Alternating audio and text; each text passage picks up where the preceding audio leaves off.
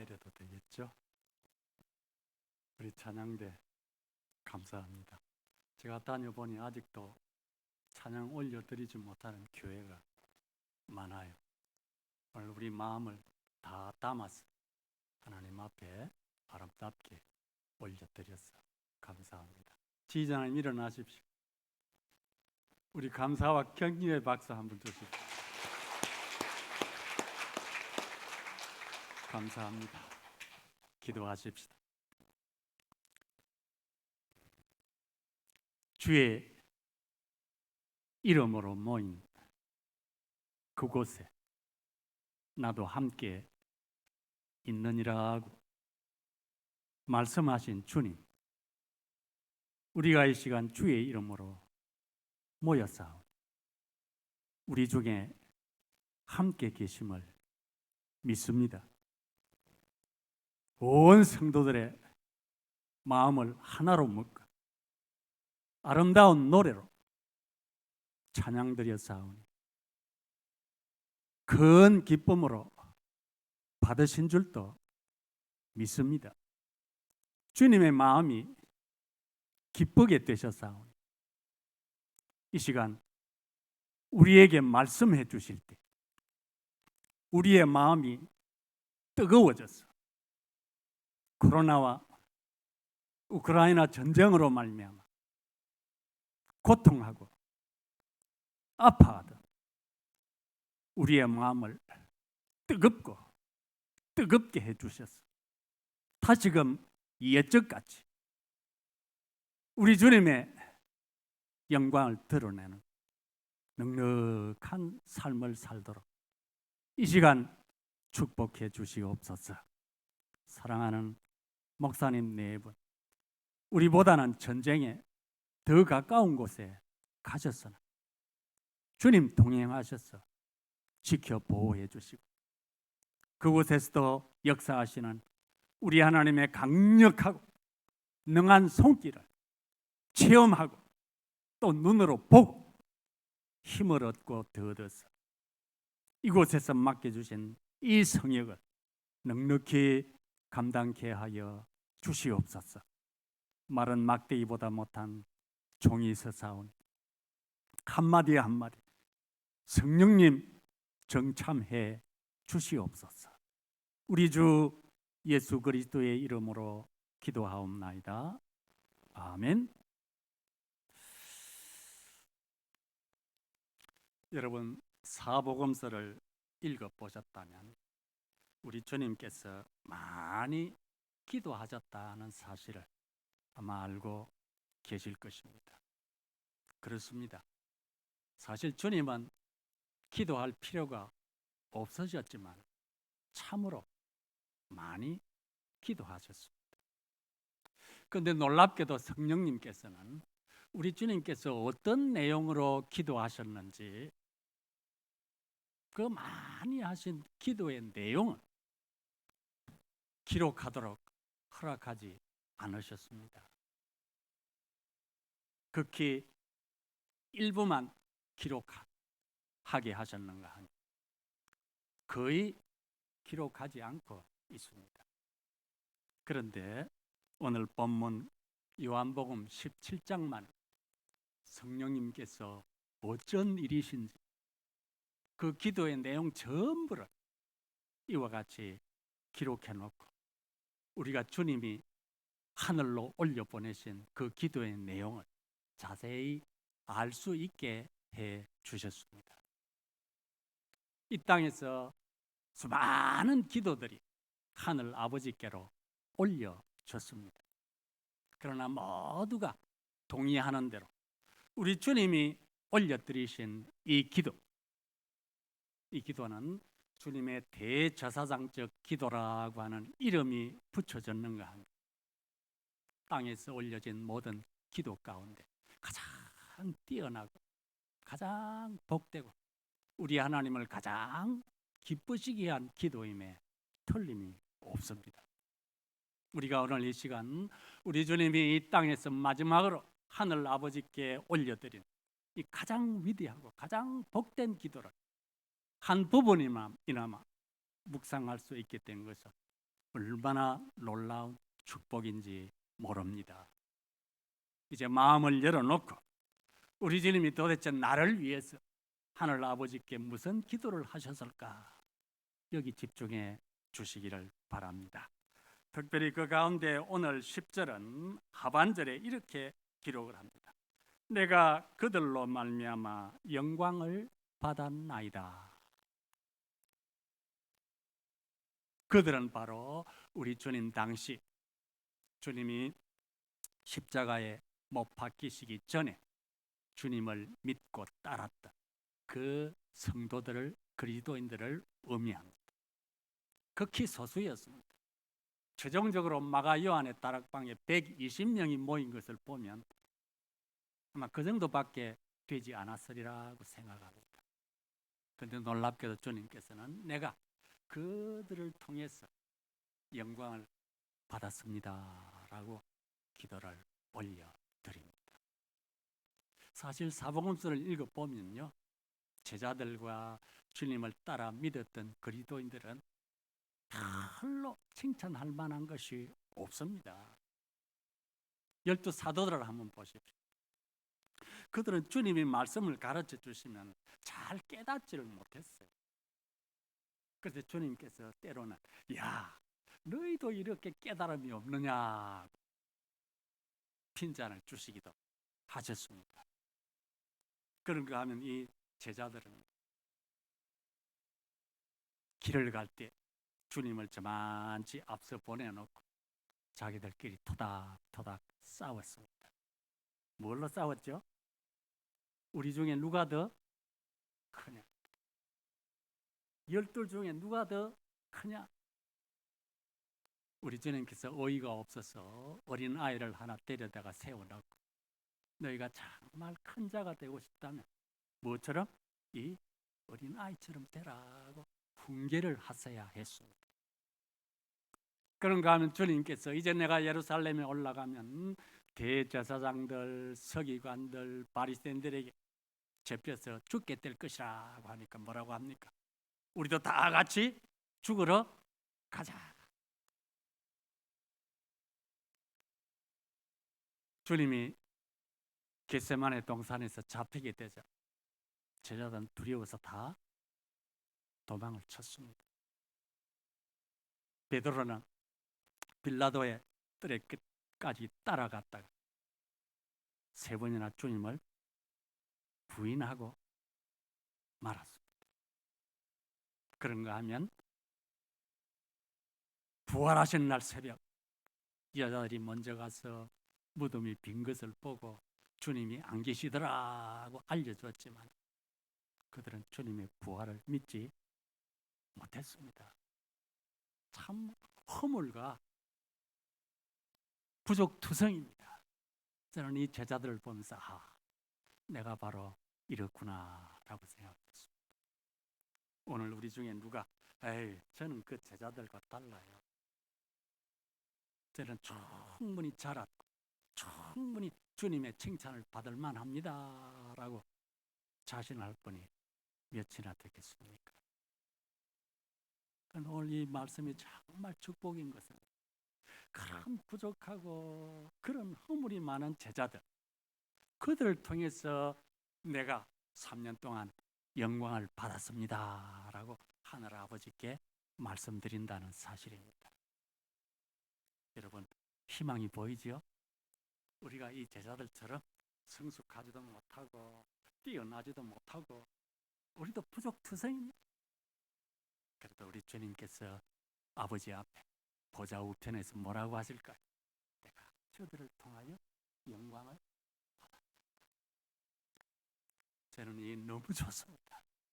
우리의 부족을 뛰어넘어서 주님께서 나를 통해서 영광을 받으신다고 인정해 주시는 것이 너무 좋습니다.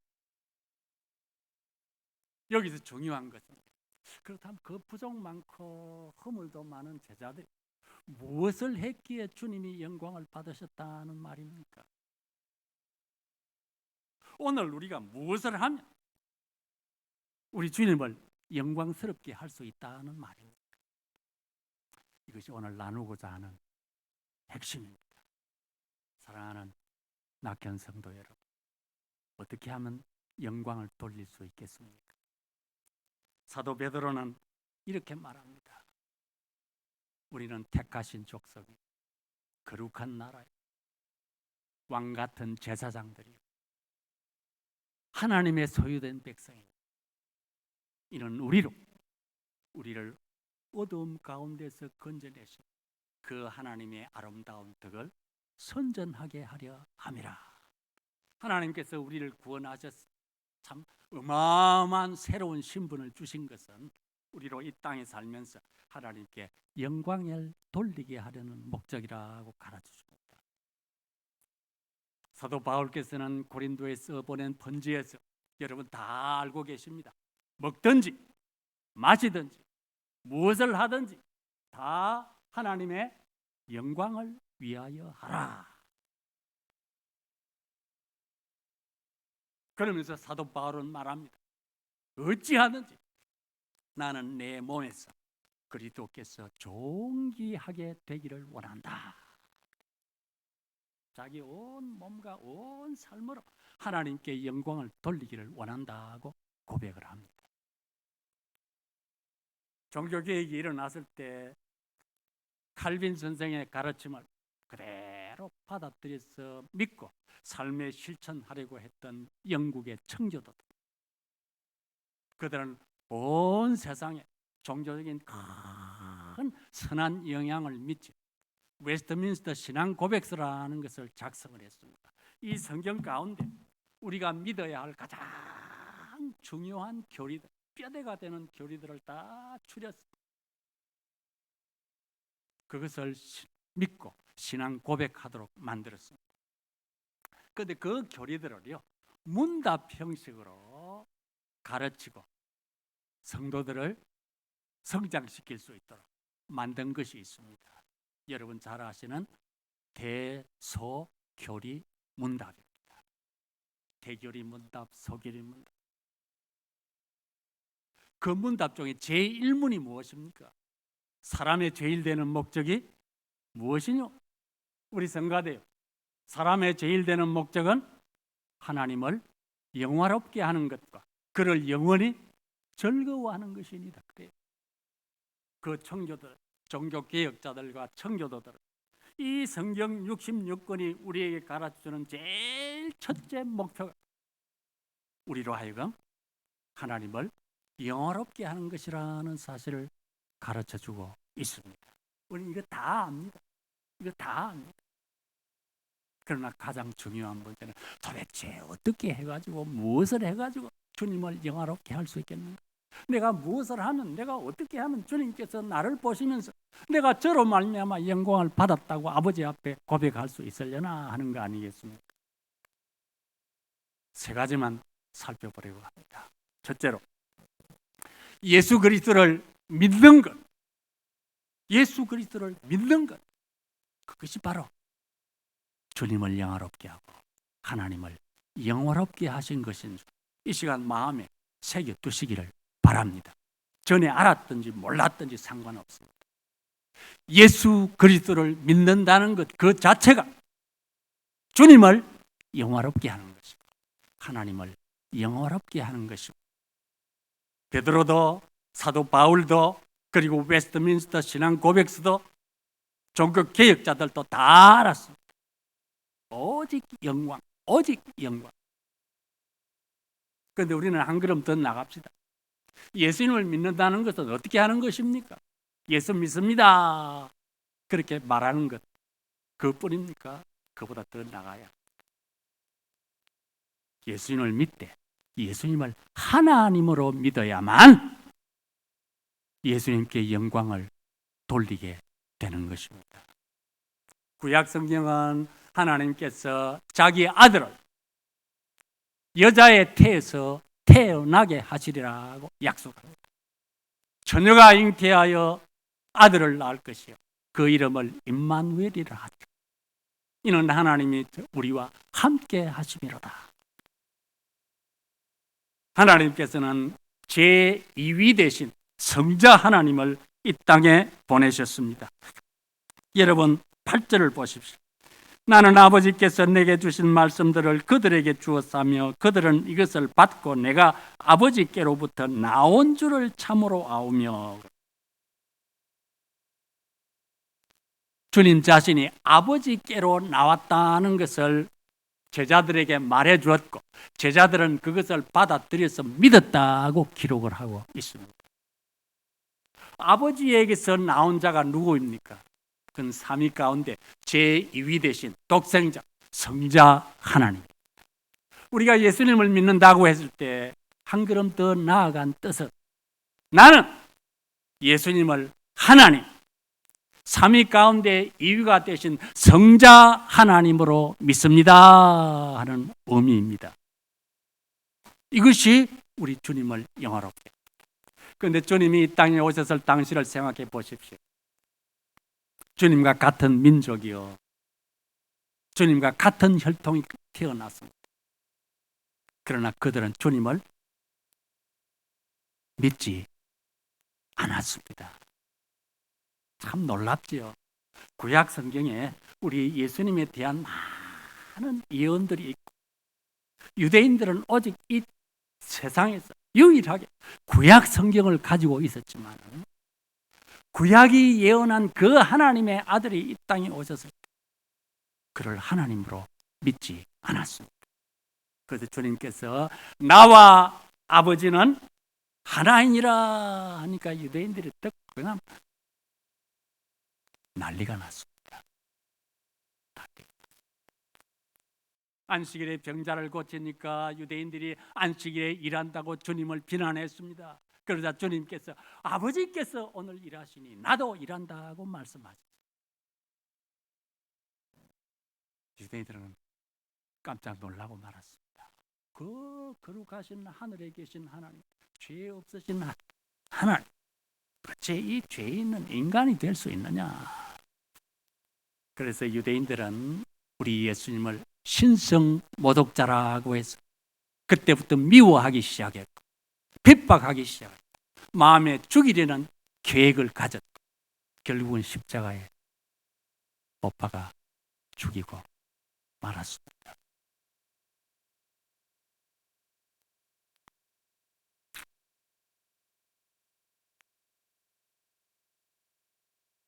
뿐만 아닙니다.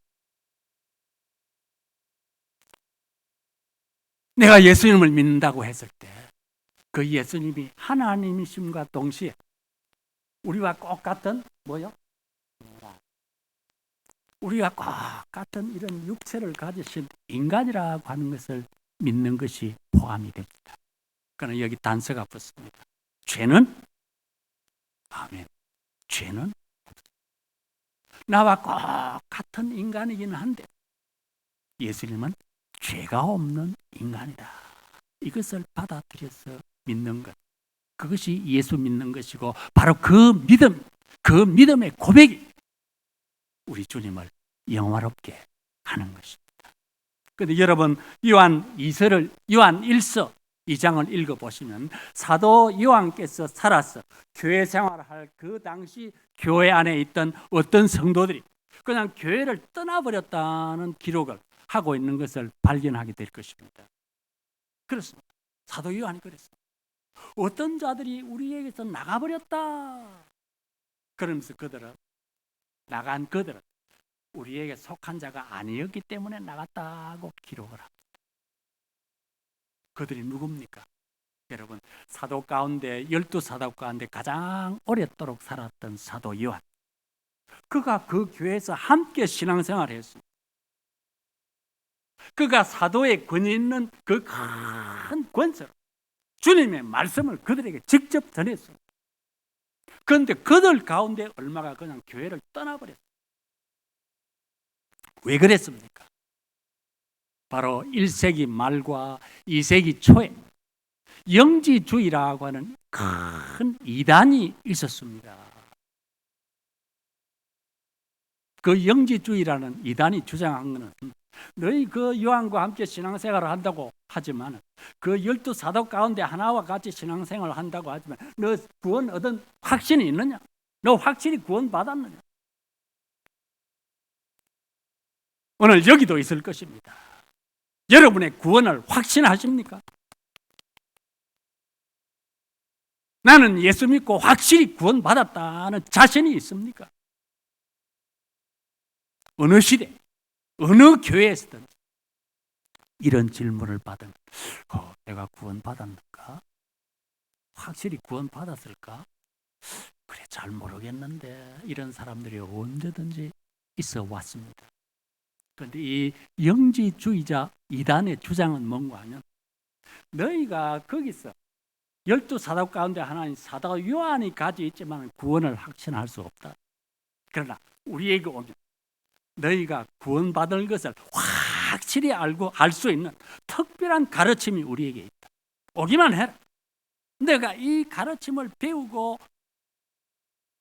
알기만 하면 너희 구원은 확실하다. 그렇게 가르쳤습니다. 그래서 사도 요한과 함께 신앙생활을 했지만은 구원을 확신하지 못하던 사람들이 솔깃해져서 그들에게로 가버린 것입니다. 그런데 이 영지주의 이단의 가장 큰 약점이 무엇인지 아십니까? 그것은 예수님을 인간으로 인정하지 않는 것입니다.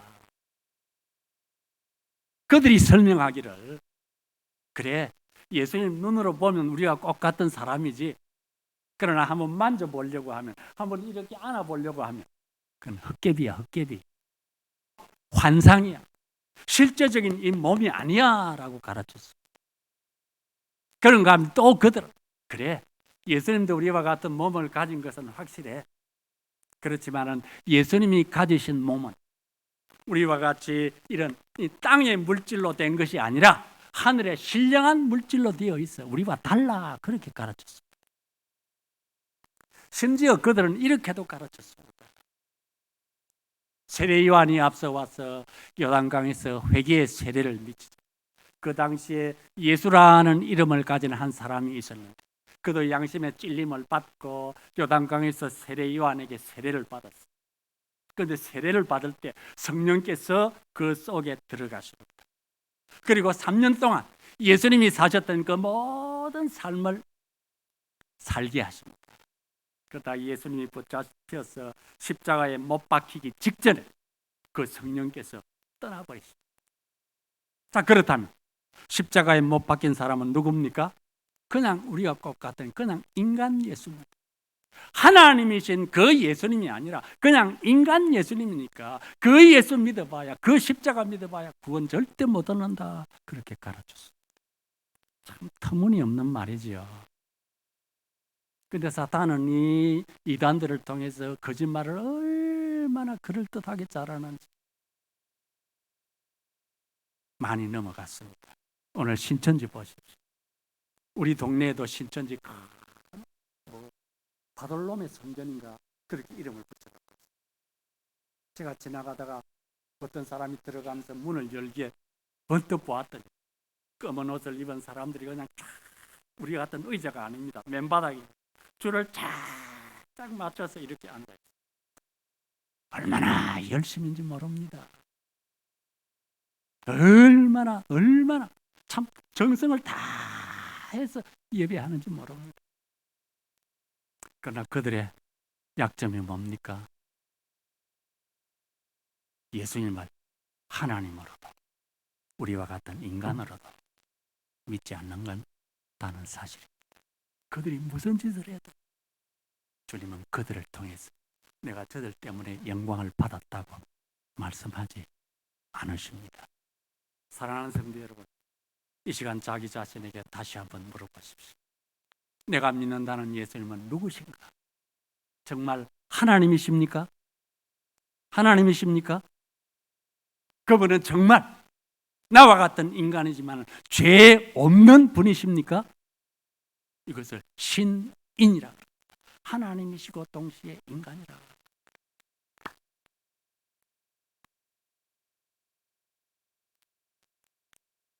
이것이 예수 믿는다는 의미이고, 이것이 바로 예수님을 영화롭게 했습니다. 여러분, 초대 성도들 보십시오. 초대 성도들은 우리와는 거의 완전히 다른 그런 환경에서 신앙생활을 했습니다. 그들은 로마의 황제로부터 엄청난 핍박을 당해야 했습니다. 어느 순간에라도 붙잡히면 목숨을 잃을 수 있는 그런 상황이었습니다. 예수 믿는다는 사실 때문에 그들은 전 재산을 다 빼앗겨야 할 상황이었고, 참 인간이 상상으로 할 수 없는 그런 끔찍한 형벌을 받아야 할 그런 상황에서 예수를 믿었습니다. 그런데 그 황제들이 뭘 요구합니까? 너희들 예수 그가 주가 아니고 황제인 내가 주라고 하라. 그렇게 명령을 내렸습니다. 그러나 여러분이 아시는 대로 초대 성도들은 황제를 주라고 하지 않았습니다. 그러자 황제가 화가 나서 그들을 잡아놓고 며칠 굶주린 사자들을 풀어서 잡아먹게 만들었습니다. 상상할 수 있는 일입니까? 아닙니다. 그런데도 그들은 황제를 주라고 하지 않았습니다. 차라리 물려 찢겨 죽음을 택했습니다. 왜 그랬을까요? 왜 그랬을까요? 초대교회 성도들은 주, 즉 예수님이 누군지를 알았기 때문입니다. 예수님은 하나님이야. 하나님이야. 황제, 당신은 어마어마한 권력을 가지고 사람을 죽이고 살리고 마음대로 할 수 있지만 당신은 하나님이 아니야. 알았습니다. 뿐만 아닙니다. 예수님은 죄 없는 인간이야. 그러나 내로 당신은 죄의 범벅이 된 죄인이야. 그러니 당신이 아무리 위협을 하고 아무리 요구해도 우리는 당신을 주라고 할 수 없어. 우리의 주는 오직 한 분, 하나님이시고 죄 없는 인간이신 예수님, 그분뿐이야. 여러분, 이것이 얼마나 우리 주님을 영원하게 했는지 아시겠습니까?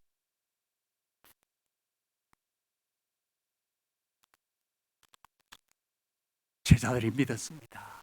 주님이 어느 날 제자들을 데리고 저 가이사랴 빌립보 지방이라고 하는 유대 땅 북쪽에 있는 지역으로 가셔서 복음을 전했습니다. 그때 우리 주님께서 제자들에게 물어보십니다. 사람들이 나를 누구라고 하더냐? 누구라고 했습니까? 어떤 사람은 세례 요한이라고 합디다. 어떤 사람은 엘리야라고 합디다. 어떤 사람은 예레미야라고 합디다. 어떤 사람은 선지자 중에 하나라고 합디다. 그랬더니 예수님께서 그러면 너희는 나를 누구라고 하느냐? 대 물어보셨습니다. 우리 찬양대 베드로가 대표해서 뭐라고 대답했죠? 주는 그리스도시요 살아계신 하나님의 아들이시니이다. 아멘. 예수님이 이 땅에 오셔서 3년 복음을 전하셨지만 예수님이 하나님이시고 예수님이 죄 없는 인간이라는 사실을 믿었던 사람들은 예수님을 따라다녔던 그 제자들 뿐이었습니다. 베드로 혼자의 고백이 아닙니다. 베드로가 주님을 믿고 따랐던 그들을 대표해서 대신해서 고백한 것입니다. 그들이 다 그것을 믿었습니다. 여러분, 우리 주님이 얼마나 기뻐하시는지 읽어보셨습니까? 바요나 시몬아 내가 복이 있도다. 이를 내게 알게 하니는 혈육이 아니요 하늘에 계신 내 아버지시니라. 사랑하는 성도 여러분, 여러분이 오늘 예수 그리스도는 하나님이시고 죄 없으신 나와 똑같은 인간이시다라고 믿고 있다면 그 지식을 주신 분, 그 지혜를 주신 분은 누굽니까? 하늘에 계신 아버지시죠. 그래서 우리가 예수님을 구주로 고백하는 것, 하나님께서 구주를 예수로 아는 이 지식을 나에게 주셨음을 인정합니다 하는 그 고백이 되는 것입니다. 이것을 우리 하나님께서는 영광스럽게 받아들이십니다. 이 시간 마음에 혹 주님이 누구신지 아직도 확정하지 못하셨습니까? 허망한 세월을 보내지 마시고 이 시간 마음에 결심하십시오. 그래, 주님은 하나님이시다. 주님은 죄 없는 인간이시다. 그분이 나의 구세주시다. 아멘. 두 번째는요, 그런 예수님께서 이 땅에 오셔서 무슨 일을 하셨는가 하는 것을 믿는 것, 그것이 주님을 영화롭게 하는 것입니다. 여러분 8절을 다시 한번 보십시오. 나는 아버지께서 내게 주신 모든 말씀들을 그들에게 주었다면 그들은 이것을 받고 내가 아버지께로부터 나온 줄을 참으로 아오며 아버지께서 나를 보내신 줄도 믿었사옵나이다 그럽니다. 아버지께서 보낸 사람, 그는 누굽니까? 바로 메시아입니다. 여자의 후손, 처녀가 잉태하여 낳을 아들, 다윗의 자손, 예수 그리스도 그분입니다. 그분이 이 땅에 뭐하러 오셨습니까? 왜 오셨죠? 인자에 온 것은 섬김을 받으려 함이 아니라 섬기려 하고 모든 사람을 위하여 그 목숨을 대속물로 주려 함이라. 다른 말로 바꾸면 죽으러 왔다는 뜻입니다. 죄를 지어 영원히 죽어 멸망받아야 할 우리의 죄를 대신 짊어지시고 우리 죄에 대한 하나님의 진노를 그 거룩한 몸, 죄 없는 몸에 대신 받으시고 죄의 싹신 사망을 우리 대신 받아서 십자가에 죽으시고 무덤에 장사되시고 바로 그것을 위해서 주님이 이 땅에 오셨습니다. 그래서 주님께서는 사복음서를 읽어보면 제자들과 같이 복음을 전하고 다니면서 기회만 되면 내가 예루살렘에 올라간 대제사장들, 서기관, 바리새인들에게 그렇게 잡혀서 못박혀 죽게 될 것이다 라고 제자들에게 미리 가르쳐 주셨습니다. 그런데 이 제자들은 얼마나 미련하니, 내가 죽게 될 것이다. 그러자 제자들이 그리 마십시오. 그런 일이 주님에게 절대 일어나서는 안 됩니다 라고 말씀을 올려드립니다. 그러니 주님이 마음이 언짢아지셨습니다. 이야, 너는 어찌 하나님의 일은 생각지 않냐고 사람의 일만 생각하느냐. 하나님께서 아들을 이 땅에 보내셔서 하고자 하신 그 일이 무엇입니까? 만세전에 구원할 자를 택해 놓으시고 그 이름을 생명책에 기록해 놓으시고 그들을 예수 그리스도에게 다 맡깁니다. 왜요? 택해 놓은 그대로는 하나님의 영광과 저 영광의 하늘나라에 적합하지 않기 때문에 예수, 이 아들아, 내가 이들을 너에게 다 맡겨. 네가 이들을 맡아가지고 땅에 내려가서 이들의 죄를 다 값을 치르고 그들이 내 영광에 가까이 올 수 있고 저 하늘 영광에 들어올 수 있도록 준비해라. 그 목적을 위해서 예수님을 이 땅에 보내신 것입니다. 예수님은 그것을 잘 알았습니다. 아버지여, 아버지여, 할 수 있다면 이 잔을 내게서 옮겨주십시오. 그러나 내 원대로 마시고 아버지 원대로 하시옵소서. 주님이 십자가에 죽지 않으면 우리 가운데 누가 구원을 받을 수 있을까요? 이 천지에 자기 힘으로 구원받을 사람이 단 하나라도 있었겠습니까? 없었습니다. 그래서 사도 바울은 그의 고린도서에서 이렇게 기록을 하고 있습니다. 여러분 고린도전서 1장을 한번 찾아보십시오. 다 같이 찾아보십시오. 사도행전 로마서 다음에 고린도전서 1장입니다. 2장입니다. 1장이 맞습니다. 1장 22절이요.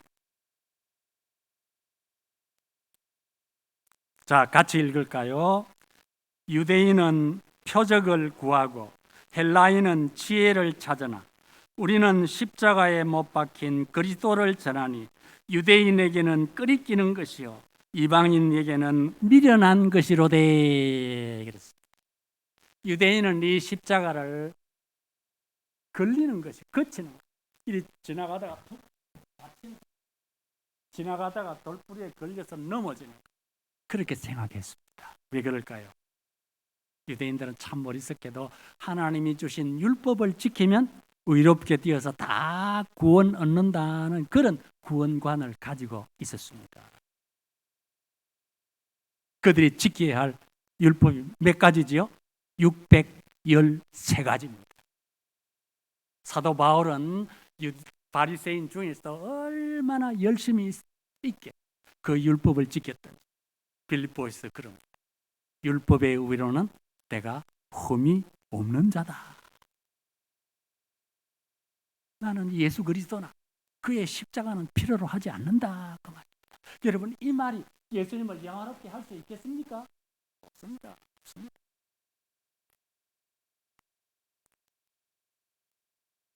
이방인들은 어땠습니까? 헬라인으로 대변되는 이방인들은 어땠습니까? 그들도 십자가를 믿지 않았습니다. 왜요? 야, 너희들 한번 생각해 봐라. 사람이 죄를 지었으면 죄 지은 사람이 그 벌을 받는 것이 마땅하지. 죄는 내가 지었는데 어찌 죄 짓지 않은 다른 사람이 나 대신 죄를 벌을 받는 말이냐. 그야말로 야만적 아니냐. 그야말로 부도덕한 일 아니냐. 그러면서 십자가를 믿지 않았습니다. 또 믿지 않았습니다. 오늘 또 이 세상에 사는 수많은 사람들 가운데 십자가를 믿는 사람은 극소수에 불과합니다. 그런데 거기 보십시오. 1장 23절까지 읽었죠? 그 다음 24절을 같이 읽어보십시다. 오직 부르심을 받은 자들에게는 유대인이나 헬라인이나 그리스도는 하나님의 능력이요 하나님의 지혜니라. 아멘. 왜 우리가 그리스도 십자가를 믿습니까? 십자가는요, 이 사람의 머리에서 나온 사람이 생각해낸 구원 방법이 아니기 때문에 전지하신 하늘에 계신 하나님께서 생각해낸 유일한 구원의 방법이기 때문에, 그러므로 우리가 이 십자가를 믿는다는 말은, 십자가를 믿고 고백한다는 말은 하나님의 지혜, 하나님은 정말 천지의 가장 지혜로운 분이십니다 라고 받아들여서 인정하는 것과 같습니다. 하나님께서 자기를 정말 지혜로운 분이라고 칭찬해 주는데 기뻐하지 않으시겠습니까? 뿐만 아닙니다. 이 십자가는요, 죄인을 구원하는 하나님의 능력입니다. 아무리 뛰어난 인간, 아수르 제국을 일으킨 그 위대한 인물, 바벨론 제국을 일으킨 그 위대한 느부갓네살 왕, 메데파사 제국을 이루온 다리오 왕, 헬라 제국을 한 알렉산더 대왕, 로마 제국을 그렇게 1000년 동안 지킨 그 황제들, 그들 중에 누가 단 한 사람이라도 자기의 그 큰 능력으로 구원해냈습니까? 그러지 못했습니다. 그 위대한 인물들, 죄와 사망과 원수 마귀에게서 단 한 사람도 구해내지 못했습니다. 왜요? 그들이 가진 권력, 그들이 가진 능력은 죄와 사망과 원수 마귀에 빠진 그들을 구해낼 만한 힘이 되지 못했기 때문에, 그러나 오직 한 분, 하늘에 계신 하나님만 죄와 사망과 원수 마귀에게서 우리를 건져내셨습니다. 왜요? 그 능력이 전능하시기 때문에. 아버지께는 능치 못하심이 없더니라. 믿으십니까? 그게 바로 이 십자가입니다.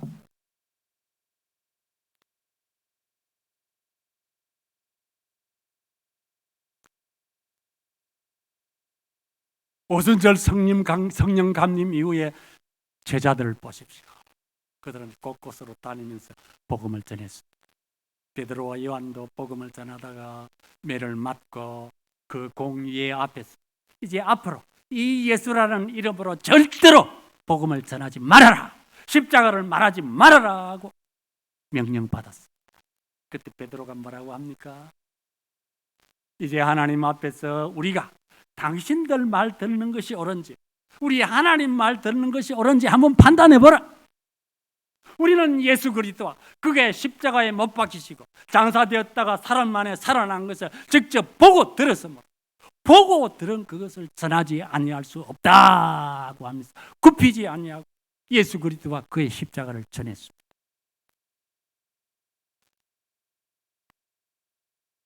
사랑하는 성도 여러분, 이 세상에는 착한 일, 선한 일, 희생하는 이들이 얼마나 많은지 모릅니다. 그러나 우리 주님께서는 그들을 다 보시면서 내가 저들로 말미암아 영광을 받았다고 말하지 않습니다. 오직 예수 그리스도와 그의 십자가를 믿는 자들을 통해서만 영광을 받으신다고 말씀하고 계십니다.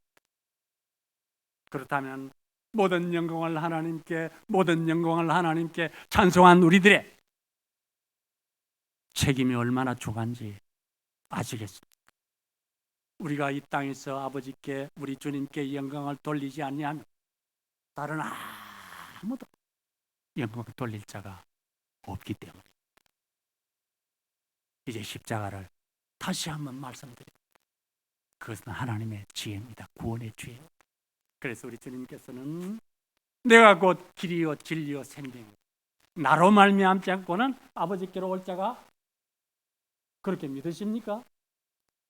이것은 유일한 하나님의 지혜요 하나님의 능력입니다.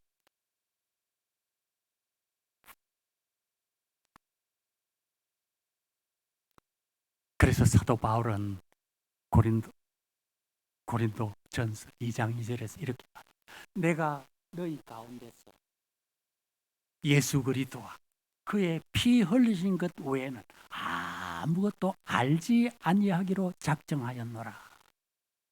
사랑하는 성도 여러분, 우리가 살아가는데 이것저것 많이 필요한 줄 알지만 사실은 우리의 최종 운명, 천국에 갈 것인지 지옥에 갈 것인지 그것을 결정하는 것은 딱 하나입니다. 뭡니까? 예수 그리스도와 그의 십자가 보혈입니다. 그래서 바울은 갈라디아에 있는 성도들에게 편지할 때 그러나 내게는 예수 그리스도와 그의 십자가 외에 자랑할 것이 아무것도 없노라. 사랑하는 성도 여러분, 이 시간 뭐가 자랑스럽습니까? 여러분 가진 것 가운데 뭐가 자랑스럽습니까? 우리가 정말 예수 그리스도 그분께 영광을 돌리고자 한다면 오 주님, 제게는 예수 그리스도 당신이 달렸던 그 십자가, 피 흘려 주셨던 십자가 외에는 아무것도 가치 있는 것이 없습니다. 여러분 아멘 하신다면 이 시간 주님은 크게 영광을 받으시게 되는 것입니다. 아멘. 예, 그러면 이런 하나님의 말씀에 우리가 어찌 우물쭈물할 수 있겠습니까? 마지막입니다. 한 가지만 더 말씀드리겠습니다. 제자들이 어떻게 주님을 또 영화롭게 했습니까? 그것은 제자들이 주님을 내 모든 것입니다 라고 고백함으로 주님을 영화롭게 했습니다. 여러분 무슨 뜻인지 혹 아시겠습니까? 자, 제자들이 주님을 따라 3년 살았던 그 삶을 생각해 보십시오. 그들의 영적인 육적인 삶의 모든 필요를 누가 다 채워줬습니까? 누가 다 해결해 줬습니까? 예수님입니다. 예수님. 하나님의 말씀, 권위 있는 말씀을 그들에게 하시며 영적인 필요를 채워주셨습니다.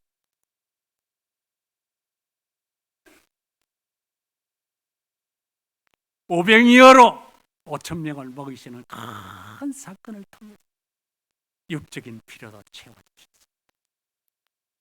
그들의 마음이 평안이 있도록, 그들의 마음이 안정되도록 모든 위로를 주님이 다 공급해 주셨습니다.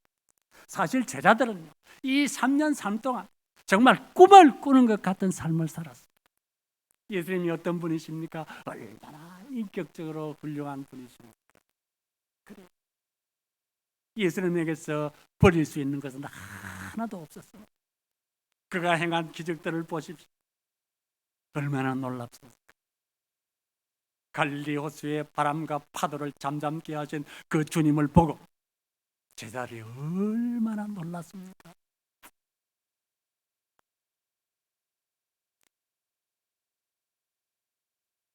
베드로에게 말합니다. 야, 베드로야, 사탄 너를 밀가부로 타려고 요청했어. 내가 너를 흔들리지 않도록 뭐 했다? 위하여 기도했다. 안전하게 지켜주셨습니다. 우리가 오늘 왜 이렇게 건강하게 살고 또 이렇게 예배 드릴 수 있게 됐죠?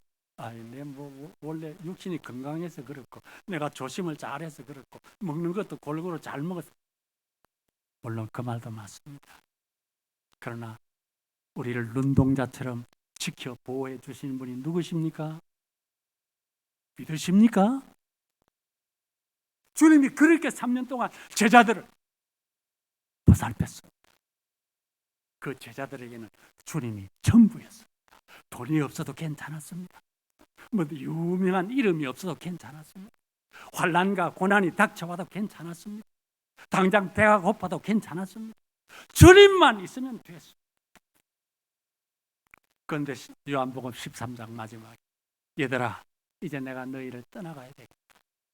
그런데 내가 가는 곳에 너희가 지금은 올 수 없다. 그러니 제자들이 그냥 낙심이 되었습니다. 요한복음 14장 1절을 보면 너희는 마음에 근심하지 말아라. 근심이 가다. 왜요? 지금까지 영육간 내 모든 삶을 완전히 책임져 주신 그 주님이 떠나신다고 하니까, 아이고, 그러면 내일부터 당장 어떡하지? 앞으로 어떡하지? 어떻게 살지? 제자들의 이 마음의 근심이 오늘 우리의 근심 아닙니까? 이런 문제가 생겼으니 아이고, 이거 어떡하지? 코로나와 같은 질병이 왔으니 아이고, 죽으면 어떡하지? 걸리면 어떡하지? 그래서 주님이 뭐라고 하십니까? 너희는 마음에 근심하지 말라. 하나님을 믿어라. 또 나를 위로해 주십시오.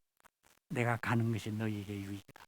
내가 가면 아버지께서 약속하신 성령을 너희에게 보내주실 것이고, 내가 한 모든 일을 그 성령께서 해주실 것이고, 성령께서는 다시 너희 속에서 너희를 떠나가지 않고 너희와 함께 계실 것이다. 사랑하는 성도 여러분, 이 시간 물어보십시다.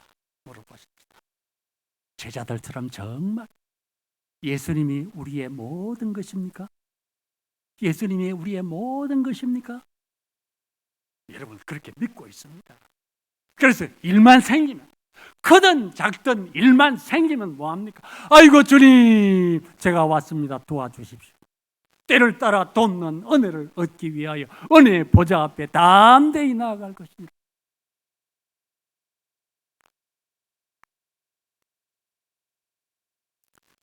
우리 찬송 가운데 이런 찬송이 있습니다. 어려운 일 당할 때 나의 믿음 적어라. 의지하는 내 주를 더욱 의지합니다. 세월 지나갈수록 의지할 것뿐일세. 무슨 일을 만나도 예수 의지합니다.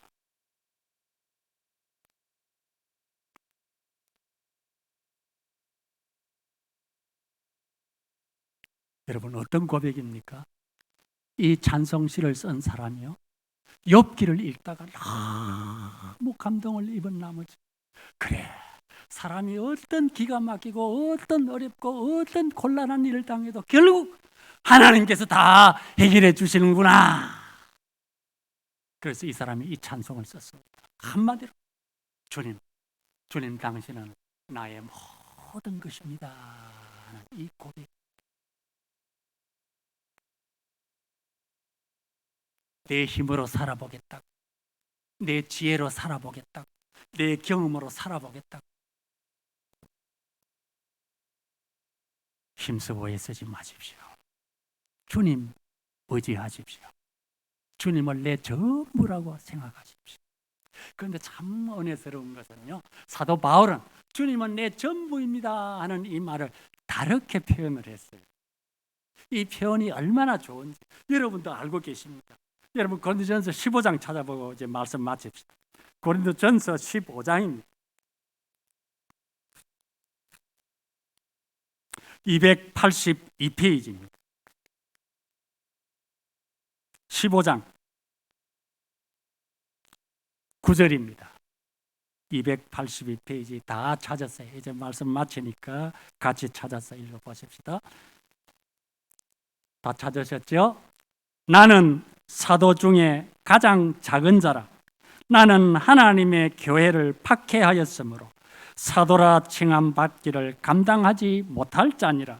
그러나 내가 나 된 것은 하나님의 은혜로 된 것이니. 아멘. 바울은요, 주님이 내 전부입니다, 하나님이 내 전부입니다 이렇게 표현하는 대신에 내가 내 된 것, 내가 이렇게 살고 있는 이 모든 것이 다 하나님이 선물로 주신 은혜 때문입니다 라고 고백을 합니다. 여러분, 좋은 일이 있을 때나 굳은 일이 있을 때나 해결해 주실 때 뭐라고 합니까? 아이고 축하합니다. 아이고 내가 했나요? 다 하나님 은혜지요. 이 고백이 우리 주님을 얼마나 영원롭게 하는지 여러분 기억해 주시기를 바랍니다. 은혜로 되었습니다. 은혜입니다. 그거 은혜입니다. 내가 어려움 참아낸 것도 하나님의 은혜입니다. 그러면서 여러분 10장 그 이후에 보십시다. 은혜로 된 것이니 내게 주신 그의 은혜가 헛되지 아니하여 내가 모든 사도보다 더 많이 수고하였으나 내가 한 것이 아니요 오직 나와 함께 하신 하나님의 아멘. 그래요. 우리가 이렇게 건강을 잘 유지한 것, 그 어디 내가 했나요? 하나님의 은혜지요. 이렇게 어려운 일이 거듭되는데도 믿음을 변치 않고 꾸준히 주님을 섬기는 참 대단하십니다. 아이고 어디 내가 했나요? 하나님의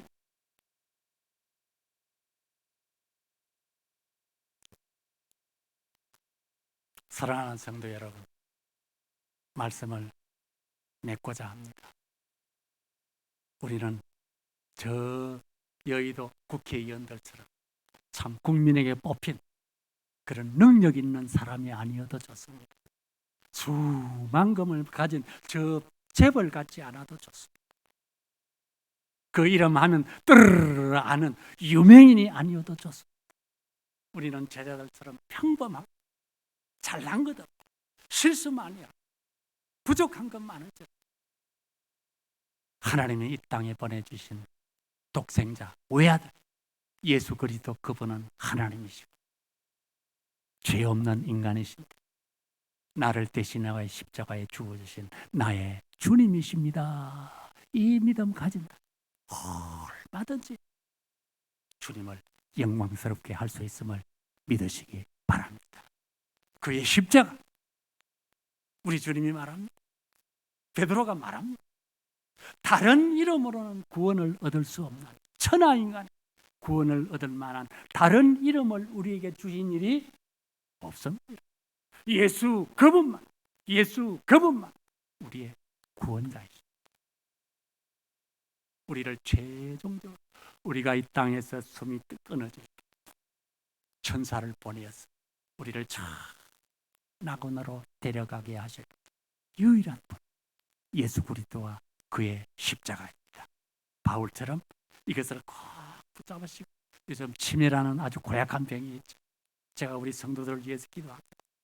주님, 이제 늙어져서 치매에 걸리더라도 예수 그리스도와 그가 십자가에 흘리신 피, 그것은 절대로 잊지 말게 해주시옵소서. 주님, 사랑하는 성도들이 가난하고 힘들고 어렵고 고통스럽지만 예수 그리스도와 그의 십자가를 자랑하게 해주시옵소서. 여러분 모두 이렇게 되시기를 바랍니다. 그리고 무슨 일이 있든지 좋은 일이든 굳은 일이든 다 하나님의 은혜입니다.